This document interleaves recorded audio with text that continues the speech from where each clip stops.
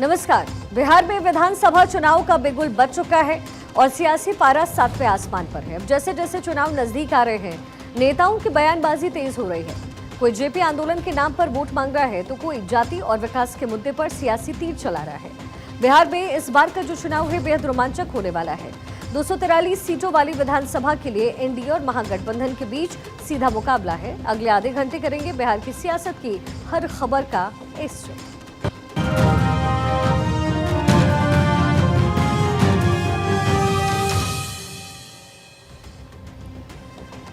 तो बिहार में voter list revision का जो काम है वो चल रहा है। पिछले कुछ दिनों से सवाल उठ रहे थे कि बिहार में अवैध अप्रवासी भी यहां के मतदाता बन चुके हैं, जिसे लेकर नेता प्रतिपक्ष तेजस्वी यादव ने विवादित बयान दिया है। उन्होंने चुनाव आयोग के सूत्रों को विवादास्पद शब्द बयान बताया है। तेजस्वी ने ये बात वोटर लिस्ट में विदेशी नागरिकों के नाम होने की खबर पर कही। एक रिपोर्ट आपको दिखाते हैं। तेजस्वी यादव ने अपनी प्रेस कॉन्फ्रेंस में चुनाव आयोग पर अमर्यादित टिप्पणी कर दी। तेजस्वी यादव ने चुनाव आयोग के सूत्र पर विवादास्पद बयान देते हुए कहा कि ये वही सूत्र हैं जिन्होंने इस्लामाबाद और कराची पर कब्जा करवा दिया था। जो भी सूत्र थे उनका न्यूज़ क्या रहा? हर बार खंडन करना पड़ता है, माफी मांगना पड़ता है उसके बाद। इसलिए अगर सूत्र को मूत्र नहीं बोला जाए, जो झूठा अफवाह फैलाता है तो मूत्र की बराबर है ना, वेस्टेज है, वेस्ट ही है ना। तो हमको लगता है कि मुद्दे की बात करें, बिना किसी सच्चाई के अगर कोई सूत्र के हवाले से अफवाह फैला रहा है तो वो क्या है? मूत्र ही तो है। तेजस्वी के इस बयान पर सियासी बवाल मचा हुआ है। बीजेपी और जेडीयू चुनावी माहौल में तेजस्वी के इस बयान को हाथ खोलकर लपक रहे हैं। बीजेपी तेजस्वी के इस विवादास्पद बयान को बेलगाम। इतना ही नहीं, बीजेपी ये भी कह रही है कि बिहार में विजन वाला नेता होना चाहिए, मस्खरा नहीं। चुनाव से पहले ही तेजस्वी यादव अपनी हार का ठीकरा चुनाव आयोग पर फोड़ रहे हैं। आखिर ये सब कब तक चलेगा? अभी तक तेजस्वी यादव को नौवीं फेल एक कम पढ़ा लिखा नेता माना जाता था, लेकिन तेजस्वी जी जिस तरह की अमर्यादित भाषा बोल रहे हैं, अब उन्हें एक बेलगाम और कुतिष्ठ सोच वाला नेता समझा जाएगा। तेजस्वी यादव जी किस सूत्र को मूत्र और दुर्गंध फैलाने वाला कह रहे हैं? तेजस्वी यादव जी उसी मंडली के ढोलकिया हैं जिसे देश की सेना के शौर्य पर शक है, जो खाते हैं हिंदुस्तान का और गुणगान करते हैं पाकिस्तान का। असल में तेजस्वी जी यह जोंकड़ों वाला अमर्यादित भाषा बताता है कि वे अपने पिता की तरह राजनीति के मस्खरा बनना चाहते हैं। वहीं तेजस्वी यादव के इस बयान को लेकर जेडीयू ने कहा, राजनीति में पढ़ना लिखना जरूरी नहीं, लेकिन विपक्ष का नेता अगर इस तरीके की भाषा का प्रयोग करे तो ये लंपटता है। तेजस्वी यादव विपक्ष के नेता हैं, संवैधानिक पद पर हैं, घोटाले का चस्पा लगा हुआ है शरीर पे, तो भाषाई रूप से लंपट ही कर रहे हैं। सूत्रों के हवाले से अगर कोई खबर चला, माननीय सर्वोच्च न्यायालय के विचाराधीन वो मुद्दा है, तो आप इस मुद्दे का राजनीतिकरण करना चाहते हैं और इस ढंग की भाषा बोलना नहीं, सूत्र नहीं मूत्र है। यह बताता है कि तेजस्वी यादव अपने घर में भी ऐसी भाषा का इस्तेमाल करते होंगे। वोटर वेरिफिकेशन के नाम पर तेजस्वी यादव ने फर्जीवाड़े का गंभीर आरोप लगाया और उसी सिलसिले में उन्होंने चुनाव आयोग के सूत्र को मुद्दा करार दे दिया। अब इस मुद्दे पर तेजस्वी यादव चौतरफा हमले झेल रहे हैं। पटना से सर्वेश कुमार सिंह की रिपोर्ट, भारत 24।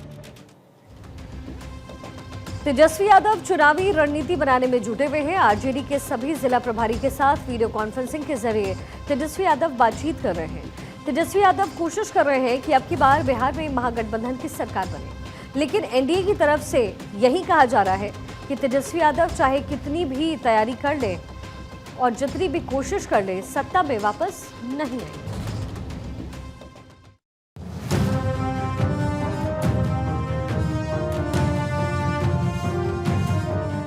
बिहार में आगामी विधानसभा चुनाव को लेकर राजनीतिक तैयारियां जोर पकड़ चुकी हैं। सभी राजनीतिक दल समाज के कई वर्गों को अपने साथ लाने की तैयारी में जुटे हुए हैं।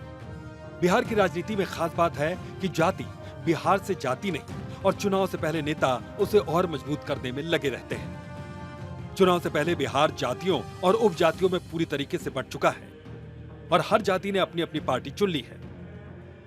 आरजेडी के सभी जिला प्रभारी के साथ वीडियो कॉन्फ्रेंसिंग के जरिए तेजस्वी यादव बातचीत कर रहे हैं। तेजस्वी और कार्यकर्ताओं से बातचीत पर कांग्रेस ने कहा कि महागठबंधन का हर घटक दल अपने अपने कार्यकर्ताओं से लगातार संपर्क साध रहा है। कोशिश यही है कि हम लोग मजबूती से चुनाव लड़ें। हर पार्टी अपने कार्यकर्ताओं से संपर्क स्थापित कर रहा है, चाहे वो कांग्रेस पार्टी हो, चाहे वो राजद हो, सीपीआई हो, सीपीएम हो या वीआईपी हो। महागठबंधन के सब दल जो है वो एक साथ अपने अपने कार्यकर्ताओं से संपर्क साधने में जुटी हुई है, ताकि मजबूती से इस बार लड़ाई लड़ी जाए और 2025 के अंत में जब सरकार बनेगी तो अपना झंडा गाड़ा जाए। इसी उद्देश्य के साथ हम लोग सब जुड़े हुए हैं और हर पार्टी इसी दिशा में काम कर रही है। वहीं बिहार में एनडीए गठबंधन की सहयोगी जेडीयू इस चुनाव का सर्वे करवाने का दावा भी कर रही है। जेडीयू कह रही है कि सर्वे में तेजस्वी सत्ता से बहुत दूर है। अब चुनावी साल है तो बैठक करके अपनी पार्टी के कार्यकर्ताओं की हिम्मत बढ़ा रहे हैं कि चुनाव की दिशा में काम चल रहा है। तेजस्वी यादव कुछ भी कर लें, इनका और इनके पिता का सपना कभी पूरा नहीं होने वाला है। तेजस्वी यादव जी की पार्टी ने पहले ही सर्वे कराया है और सर्वे में उनको मालूम चल चुका है कि बिहार में वो सत्ता से बहुत दूर रहेंगे। इसीलिए समय समय पर अलग अलग तरह की बैठकें करते रहते हैं ताकि कार्यकर्ताओं, पार्टी नेताओं का मनोबल बना रहे, बढ़ा रहे और उनको लगे कि चुनाव की तैयारी की दिशा में कोई काम हो रहा है। तेजस्वी यादव जी जो सपना देख रहे हैं, लालू जी का जो सपना है, वो कभी पूरा नहीं होगा। न ये सत्ता में आएंगे और न मुख्यमंत्री बनेंगे। हालांकि आरजेडी प्रवक्ता का कहना है कि तेजस्वी यादव युवाओं, महिलाओं और छात्रों के लिए काम कर रहे हैं। जिला प्रभारी से बातचीत करके वह सरकार के स्तर पर होने वाली तमाम योजनाओं में कमियों को जानने की कोशिश कर रहे हैं। साथ ही लालू जी की जो सोच है उसको कैसे घर घर तक कार्यकर्ताओं के माध्यम से पहुंचाया जाए, इसकी भी कोशिश में जुटे हैं। सरकार के स्तर से जो कार्य दिखने चाहिए वो नहीं दिख रहे हैं, उन सारी बातों को जानने का प्रयास राष्ट्रीय जनता दल के नेता और नेता प्रतिपक्ष तेजस्वी प्रसाद यादव जी संगठन के माध्यम से करेंगे। और पार्टी की मजबूती के लिए किस तरह से कार्य किए जाए, किस तरह से पार्टी को मजबूती दी जाए, किस तरह से लालू जी के विचारों को घर घर तक पहुंचाया जाए, किस तरह से तेजस्वी जी के द्वारा किए गए कार्यों को हर घर तक पहुंचाने की जो कार्यकर्ताओं की मंशा है उसको पूरा किया जाए, इस संबंध में जानकारी प्राप्त करेंगे। वहीं बीजेपी तेजस्वी यादव की इस बैठक को लेकर जबरदस्त हमलावर है। बीजेपी का कहना है कि बिहार की सत्ता में आरजेडी की कभी वापसी नहीं हो सकती है। बिहार की जनता कभी भी जंगल राज पार्ट 2 नहीं देखना चाहेगी। यह लोग राजनीति में आते हैं अपना परिवार पालने के लिए, अपनी अकूत संपत्ति को बढ़ाने के लिए। इनको बिहार की जनता इस बार के चुनाव में हमेशा के लिए सत्ता से दूर कर देगी। तेजस्वी यादव वीडियो कॉन्फ्रेंसिंग के जरिए अपने कार्यकर्ताओं से बात कर लें, जाके मिल लें, आके मिल लें, कोई फर्क नहीं पड़ता साहब। बिहार की जनता ने मन बना लिया है कि तेजस्वी यादव को इस बार बिहार की राजनीति से सदा के लिए दूर कर देना है। जंगल राज 2 बिहार की जनता नहीं चाह रही है। और तेजस्वी यादव ने जिस तरह से कल पत्रकारों का अपमान किया, सूत्र को मूत्र कह के, क्या इस तरह के नेता को बिहार की जनता कभी गद्दी दे सकती है? कभी नहीं, कभी नहीं। ये लोग सिर्फ अपना परिवार पालने के लिए, अपना अकूत धन संपत्ति बढ़ाने के लिए राजनीति में आते हैं। एक जनता के मिजाज को ये लोग नहीं भांप पा रहे हैं, इसलिए इनकी लगातार हार होते रही और आगे भी हार होगी। साल चुनावी है, हर पार्टी अपनी अपनी कोशिश में जुटी है ताकि जीत का सेहरा सिर पर बन सके। तेजस्वी भी इसी कवायद में लगे हुए हैं, लेकिन नीतीश सरकार के लगातार जनता के हितों में की जा रही घोषणाएं और पीएम मोदी की ओर से दी जाने वाली सौगात विपक्ष के हर हथकंडे पर भारी पड़ रहा है। पटना से अस्मित सिन्हा और सर्वेश कुमार सिंह की रिपोर्ट, भारत 24। तो बिहार में विधानसभा चुनाव से पहले सियासी घमासान चल रहा है। नेता और राजनीतिक दल एक दूसरे पर जुबानी हमले कर रहे हैं और अब तो सोशल मीडिया के जरिए भी एक दूसरे पर हमले बोले जा रहे हैं। इसी बीच लालू प्रसाद ने एक बार फिर से सीएम नीतीश कुमार और एनडीए पर हमला बोला। लालू यादव ने सोशल मीडिया प्लेटफॉर्म एक्स पर पोस्ट डालकर सरकार पर सवाल खड़े किए हैं और तंज कसा।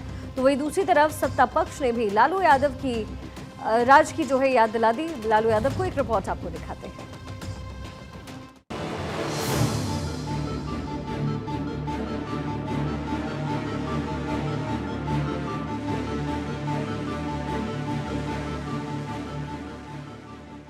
बिहार में चुनाव से पहले पोस्टर वार जारी है। लालू यादव एक के बाद एक नया पोस्टर जारी कर एनडीए पर हमला बोल रहे हैं।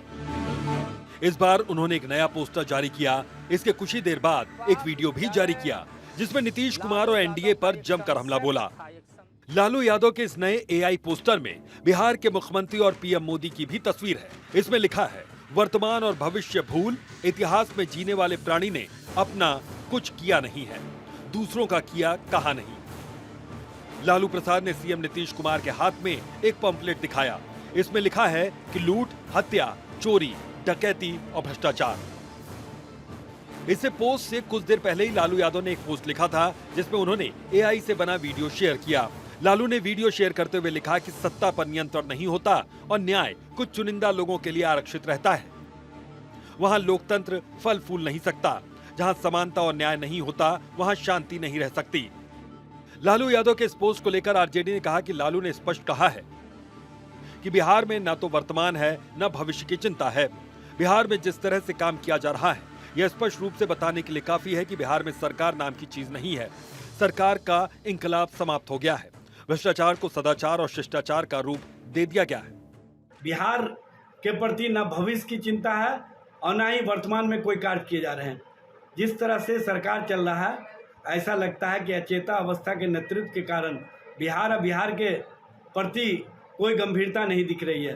बिहार में जिस तरह की सरकार चल रही है उसी के प्रति लालू जी ने स्पष्टता कहा है कि बिहार में ना तो वर्तमान है ना भविष्य की चिंता है।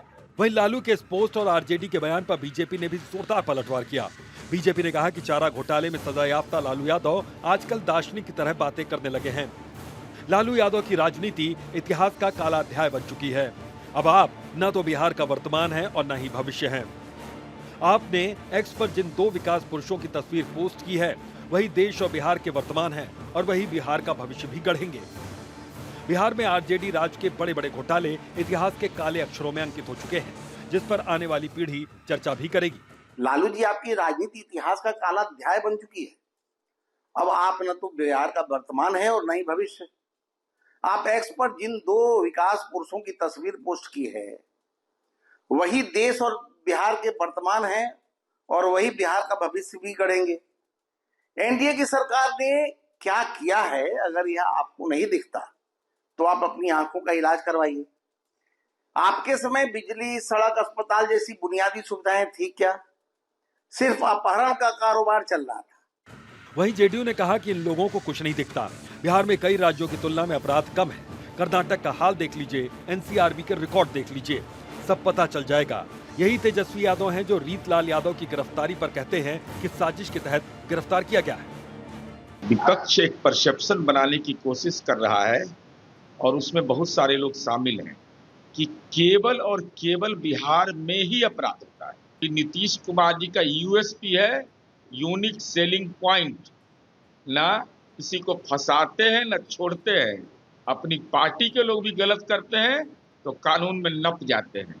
अब रीतलाल यादव जैसे लोग, अब इनके बारे में गिरफ्तारी होने पर तेजस्वी यादव बोलते हैं कि साजिश के तौर पर फंसाया गया है। ये तो अपने आप में सब साजिश है। बढ़ते अपराध पर लालू यादव की इस पोस्ट से बिहार की राजनीति में एक बार फिर आरोप प्रत्यारोप का दौर शुरू हो चुका है। लालू यादव ने जैसे ही अपराध को लेकर कोई बात कही तो उनके दौर की याद दिलाने में एनडीए भी पीछे नहीं रही, जो सही मायने में खौफनाक दौर माना जाता रहा है, जब जातीय नरसंहारों की फेरिस्त से बिहार दहल उठा था। अपहरण, लूट और हत्या की घटनाएं बदस्तूर जारी थी। लालू प्रसाद यादव और राबड़ी देवी के शासनकाल में होने वाली घटनाओं की वजह से कई उद्योगपति डॉक्टर बिहार से पलायन कर गए। सर्वेश कुमार सिंह, भारत 24, पटना। वहीं कांग्रेस नेताओं के साथ दिल्ली में राहुल गांधी की इस समय बैठक चल रही है। टिकट के बंटवारे और चुनावी रणनीति को लेकर के मंथन हुआ है। कांग्रेस ने बिहार चुनाव के लिए पार्टी की रणनीति तय की है। बैठक में कांग्रेस की सर्वे रिपोर्ट को लेकर के मंथन हुआ है। प्रभारी कृष्णा अल्लावरू और राजेश कुमार बैठक का हिस्सा रहे।